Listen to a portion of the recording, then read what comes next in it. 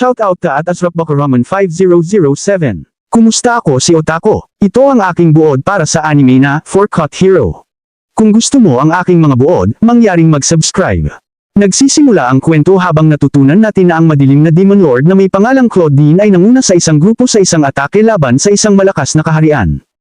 Ang laban ay nagtagal ng 7 araw at 7 gabi, ngunit sa wakas, ang tanging makakapigil sa kanila ay isang lalaki na kilala bilang Ginoong Bayani. Ang tunay na pangalan ni Ginoong Bayani ay Jed, at pinanood natin ang kanilang unang pagkikita. Nagulat si Claudina na makita na ang kanyang kaharian ay nagpadala sa kanya ng mag-isa, ngunit wala siyang sinabi kay Jed at agad na sumalakay. Ang Demon Lord ay masyadong makapangyarihan, kaya madali niyang naipit si Jed pabalik gamit ang kanyang mahika. Gusto ni Claudine na sumali siya sa kanyang hukbo, ngunit tinanggihan niya. Inaakala ni Claudine na narito si Jed upang makipaglaban para sa tao, ngunit pinutol siya ni Jed upang ipaliwanag na siya ay nandito sa kanyang yaman at sa prinsesa. Ito ay nagulat sa kanya, kaya tinulit niya ang kanyang layunin. Nalaman natin ng higit pa tungkol kay Jed at kung paano ang kanyang pangarap ay palaging maging mayaman at mag-asawa ng isang prinsesa. Noong siya ay bata, sinabi sa kanya ng isang balingkinitang lalaki na kung siya ay magtatagumpay laban sa Demon Lord, makakakuha siya ng yaman at ililigtas ang kinidnap na prinsesa. Pagkatapos, ikakasal siya sa prinsesa. Kaya kinuha ni Jed ang yaman ng kanyang pamilya para sa paglalakbay at nagumpisa sa landas ng pagiging isang bayani. Sa kasalukuyan, hindi makapaniwala si Claudine kung gaano kakaiba ang karakter ni Jed, ngunit sinabihan siya nito na manahimik na lang at magbigay ng kontribusyon sa kanyang tagumpay. Iniisip ni Jed kung paano ito magiging kagiliw-giliw na iligtas ang prinsesa, at ito ay nagbibigay sa kanya ng lakas na talunin ang Demon Lord. Sa kanya itinakda, kinuha ni Jed ang kanyang alingaw bilang kanyang premyo at naghanap ng prinsesa. Pumunta siya sa dungeon, ngunit nagulat nang makita na ang kinidnap na prinsesa ay isang kinidnap na prinsipe na may pangalang Ruda. Agad na binago ni Jed ang kanyang istorya at ipinaliwanag na hindi niya nais ang gantimpala para sa pagliligtas, at ginawa niya ito para sa kaharian. Lumabas si Jed doon sa pinakamabilis na paraan gamit ang teleportation scroll, ngunit hindi ang mga bagay ay tila ano ang mga ito. Bumalik si Jed sa kanyang tahanan at ipinahayag ang kanyang pag-aalinlangan kung bakit kinidnap ng madilim na Panginoon ang prinsipe sa halip na ang prinsesa. Sa ganitong oras, si Jed ay bumababa habang napapansin ng isa sa mga prinsesa sa takip ng isang video game at ini-imagine itong tumatawag sa kanya. Sa kaharian, bumalik si Ruda sa kastilyo. Sinabi niya sa lahat na hindi lang siya ay maayos, natuklasan niya ang isang kakaibang bagay. Bumalik kay Jed, nakikita natin na siya ay nadismaya na hindi niya nakuha ang mga resulta na gusto niya sa kanyang landas upang maging isang bayani at sa halip ay nagpa siya na tamasahin ang landas ng pagiging isang video game playing homebody. Pagkatapos, nakikita natin ang alaala ng isang tao habang tumatakbo ang isang batang babae mula sa isang nakakakilabot na pangyayari sa kanyang nayon. Siya ay nasa lubos na panghihina, ngunit sa huli ay tinanggap siya ng Dark Lord. Ang batang ito ay hinangaan ng madilim na Demon Lord ng lubos at labis na nadismaya nang siya ay talunin ni Mr. Hero. Nagising ang batang babae mula sa kanyang panaginip at kinukundena si Jed para sa kanyang ginawa. Matutunan natin ang tungkol sa mga piling knights ni Claudine na kilala bilang ang Big 4 nanograms hukbo ng Dark Lord. Sila ay nakakamit ng maraming matagumpay na mga tagumpay, ngunit sa Great War, sila ay natalo kay Jed isa-isa at naghiwalay na sila. Ang knight na may pangalang Gina, upang gumanti sa madilim na Panginoon, itinago ang kanyang pagkakakilanlan at pumunta sa kaharian ng Cataline. Araw-araw mula noon, ipinangako ni Gina na hanapin si Jed at gumanti kay Claudine. Ngunit bago ito, kailangan niyang magtrabaho ng mabuti, at ginagawa niya ito sa isang cat cafe. Nakikita natin kung bakit siya nagtatrabaho ng gusto dahil ipinakikita ng kanyang nakaraan na minsan ay natagpuan niya na ang alingaw ni Claudian ay ibinebenta sa isang tindahan ng prenda, ngunit hindi niya kayang bilhin ito. Sa kasalukuyan, ipinaliwanag ni Gina na hindi na siya naghihirap sa pera, ngunit wala pa rin siyang natatanggap na impormasyon kung saan naruroon si Mr. Tuldok Hero. Iniisip niya na ito'y itinatangi bilang isang mahalagang personalidad, ngunit nakikita natin na dumating na siya sa cafe. Gina ay sinabihan na maghintay sa kanilang bagong customer at siya ay nagulat nang makita na si Jed. Siya agad na nagsimulang isipin na siya ay narito upang tapusin siya ngunit napagtanto niyang kung nais niyang patayin siya ay ginawa na niya iyon noong huli silang nagkita. Inaakala ni Gina na siya ay nagplaplano ng isang bagay ngunit naririnig natin sa isip ni Jed na siya ay tuwang-tuwa na nasa pinakamahusay na kapihan sa bayan. Pinipilit ni Gina ang sarili na magtanong ng maayos kung ano ang gusto ng kanyang customer at nagulat na malaman na gusto niya lamang ng isang pagkain. Naririnig ni Jed na nag-aalok sila ng karagdagang serbisyo doon kaya inaakala ni Jay na nais niya ng isang kakaibang bagay. Gayunpaman, ipinaliwanag ni Jed na nais lamang niyang kunan ng litrato ang lugar at pinaakyat si Jay ng kanyang amo na maging bahagi ng mga litrato. Umalis si Jed na isang masayang customer, ngunit hindi makapaniwala si G na hindi siya nakilala pagkatapos. Pagkatapos, nakikita natin na may isang misteryosong tao na nakatingin sa buong oras. Ito ay isang especially iya ng Catalin Nation. Siya ay nagtatakbo ng nagugulat nang matuklasan ng isa sa Big Four habang sinusundan si Mr. Hero. Ang kanyang plano ay ipakita sa hari, ngunit huminto siya sandali nang tumawid siya ng landas sa isang mas malaking lalaki na may dalang kamera rin. Maliwanag na isang kakaibang tao ito dahil ginagamit niya ang kanyang kamera upang kunan ng litrato ang mga estranghero. Iniisip ng especially iya kung ito isang especially iya rin tulad niya at pinagmasdan habang siya ay sinusuntok. Ang especially iya ay plano na manatili sa labas nito ngunit siya ay nagulat nang malaman na itong lalaki ay isa pala sa Big Four na may pangalang Peg. Matutunan natin na si Peg ay isang veteranong fotograpo na hilig sa magical girls. Sa dakong huli, natutuklas natin ang kapitan ng Rose Order at siya ay galit kay Peg nang matuklasan ang album na ito. Ibinibigay niya ang kanyang galit sa pagkakahiya at naiinis sa dami ng mga fan letter na natatanggap niya. Sumumpa ang kapitan na maghiganti kay Peg isang araw at hindi makapaniwala nang makita niya itong tinatakbuhan sa labas ng kanyang bintana. Sa bahay ni Jed, nakainis si Jed na makita na dumalaw si Peg. Sinusubukan ni Jed na palayasin siya dahil palagi itong pumupunta kay Jed kapag siya ay iniindorso ngunit binabalikan siya ni Peg na sila ay matagal ng magkaibigan.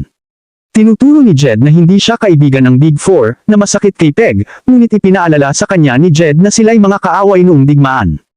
Sa huli, pumayag si Jed ng isang huling pagkakataon at sinabihan si Peg na maaari silang maglaro ng video games mamaya.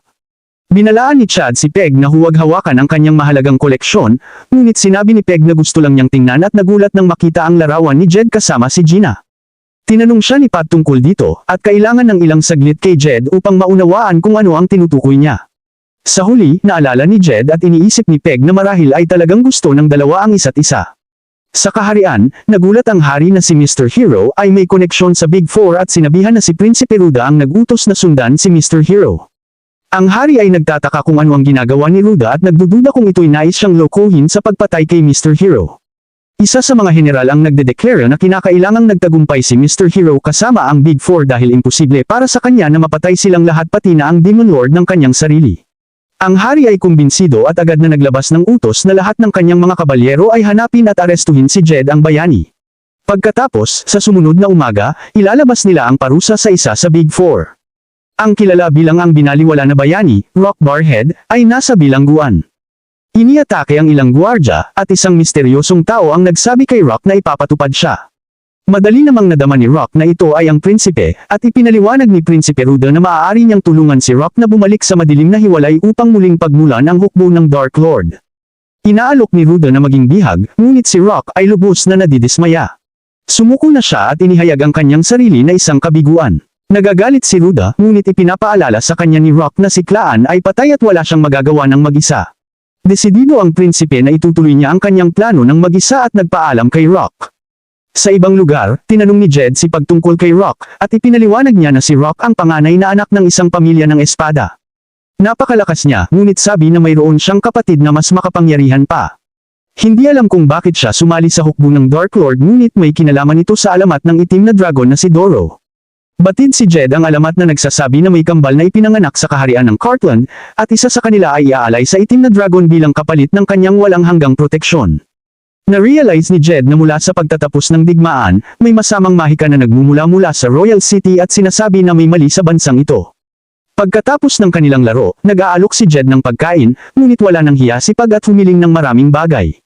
Mabilis itong pamuna na hindi siya alipin at hindi ito ang bahay ni Peg.